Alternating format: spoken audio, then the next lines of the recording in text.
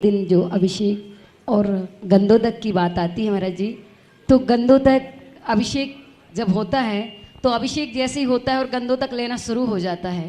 ये प्रतिदिन अगर कोई जल्दी होती है बात तो बात अलग है, प्रतिदिन ऐसा होता है कि प्रभु बैठे रहते हैं, एक कलश होती है और गंधोदक लेना शुरू हो जाता है, शांति धारा नहीं हो पाती है, तो क्या उचित है महाराज श्री? कुछ ऐसे भुखमंगे होते हैं जो सब्जी पूरी नहीं छोड़ पाते उसके पहले ही खाना शुरू कर देते हैं। रोटी पूरी नहीं सीख पाती और खाना शुरू हो जाता है, तो उनको खा तो लेंगे वो, लेकिन बाद में पेट में दर्द हो जाएगा, बीमारी हो जाएगी, क्योंकि उन्होंने अध कच्चा खाया हुआ है। और कई लोग कहते हैं कि गर्म चीज़ खा लेते, इतने जल्दी खाते हैं कि फिर मुंह जल जाता है, फिर कुछ वो खाने लायक भी नहीं रहते। इसलिए धर्म की क्रियाएं जो हैं पूर्ण हुए बिना तुम करोगे, वो गंधोदक तुम्हें फायदा नहीं करेगा, नुकसान करेगा। वो उतना तुम ले तो लोगे, गंधोदक का एक दस्तूर हो गया। जब तक गंधोदक चढ़ने के बाद भगवान का अर्घ नहीं चढ़ जाता है जो, तब तक गंधोदक लेना वो पूर्ण गंधोदक नहीं माना जा सकता। गंधोदक की एक प्रक्रिया है। यही तो सबसे बड़ा नुकसान हुआ कि मैंने जब देखा कि लोग गंधोदक को बदनाम करते हैं। लोगों ने प्रश्न किए मेरे सामने कि बोले महाराज आप लोग कहते हो कि गंधोदक से 700 कोड़ियों के कोड़ दूर हुए थे, गंधोदक में ये है, हमारे लिए तो कोई फ़ायदा नहीं हो रहा है, बल्कि हमने फुड़िया में लगा लिया तो वो फोड़ा और हो गया। मैंने कहा ये लोग तो गंधोदक को बदनाम कर देंगे। फिर मैंने सोचा कि मैं गंधोदक देखूं सही कि गंधोदक है कि नहीं।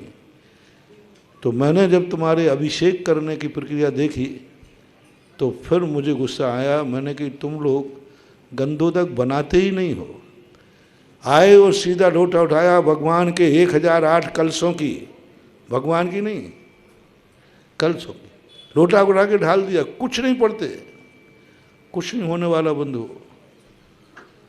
जब फिर मैंने सोचा कि नहीं ये गंधोदक को बदनाम करेंगे, फिर मैंने जब से गंधोदक के अभिषेक की विधि बताई, अभिषेक करने के 5 नंबर हैं और अभिषेक विधि से करने के 15 नंबर हैं। अब तुमने जल ढाल दिया अकेला तो तुम्हें 5 नंबर मिलेंगे, फैल हो, वो गंधोदक फैल है। और विधि पूर्वक यदि गंधोदक किया और गंधोदक नहीं भी ले पाए तो भी तुम्हें 15 नंबर मिलेंगे बिना गंधोदक लिए। रिपीट करता हूँ, समझना।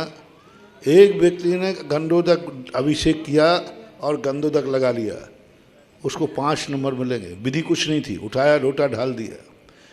एक व्यक्ति ने पूरी विधि की, पूरी विधि के, लेकिन अंत में गंधोदक नहीं ले पाया या मिल नहीं पाया, उसको 15 नंबर मिलेंगे। तो गंधोदक लेने वाले जो आकुलता कर रहे हैं उनको कुछ नहीं होने वाला। पूरा गंधोदक की विधि पूरी होने के बाद जब अंत में जो अर्घ चढ़ाया जाता है भगवान के उपकार का, सबसे ज़्यादा शक्ति कब आती है गंधोदक में? जब वो तुम अभिषेक के बाद आभार में अर्घ चढ़ते हैं। भगवान को अभिषेक के समय 2 अर्घ चढ़ते हैं। पहला अर्घ चढ़ता है शुरू में आज्ञा के लिए, हे प्रभु मुझे आपका गंधोदक चाहिए है, इसलिए मैं आपके अभिषेक करता हूँ, वो पहला। और अंत का अर्घ होता है आभार का। जो आभार का अर्घ होता है, पानी चंदन सदक्षत पुष्प पुंज, ऐसे ही है ना, वो जो चढ़ता है उस समय गंधोदक में ताकत आती है कि हे भगवान आपके मैं अनंत आभारी हूँ। आपने जिंदगी में कभी निहन नहीं किया, लेकिन हम पापियों के पाप धोने के लिए आपने अभिषेक करा लिया है, मैं आपका आभारी हूँ। वो जो आभार का अर्घ चढ़ने के बाद गंधोदक लोगे, वो गंधोदक पूर्ण गंधोदक माना जाता है। और जहाँ भगवान बैठे हुए हैं वहाँ से कभी गंधोदक नहीं लेना। भगवान उठ जाने के बाद अथवा वहाँ से गंधोदक जो बाहर निकल के आया है वह गंधोदक लेना चाहिए। पूर्ण गंधोदक वही है, अन्यथा अधूरे में गंधोदक लेते हो, गलत है।